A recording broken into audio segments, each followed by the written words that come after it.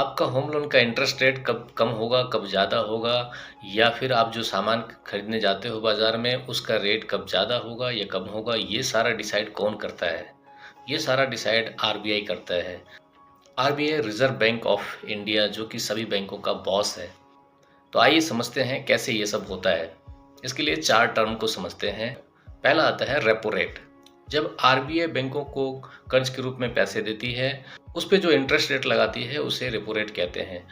अगर repo rate high होता है तो हमारा लोन का इंटरेस्ट रेट हाई होता है, अगर रेपो रेट कम होता है तो हमारा लोन का इंटरेस्ट रेट कम होता है।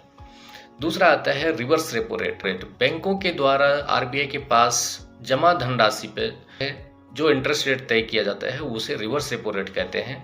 आरबीआई रिवर्स रेपो रेट बढ़ा देती है ताकि बैंक अधिक से अधिक इंटरेस्ट कमाने के लालच में आके अपना पैसा आरबीआई के पास जमा कराती है।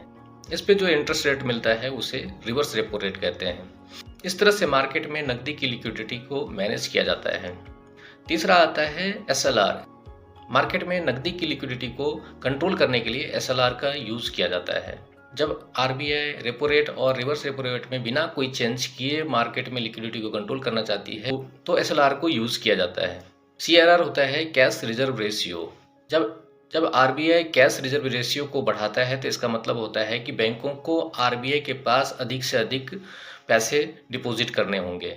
इस कंडीशन में क्या होता है कि बैंकों के पास लोन देने के लिए बहुत कम पैसे बचते हैं और ऐसे में बैंक बाजार में कम लोन मुहैया कराती है, जिससे क्या होता है कि बाजार में नकदी की कमी होती है, लिक्विडिटी की कमी हो जाती है और जब लोगों के पास पैसे कम होते हैं तो डिमांड कम हो जाती है और इस तरह से वस्तुओं की प्राइस जो होती है वो डाउन हो जाती है।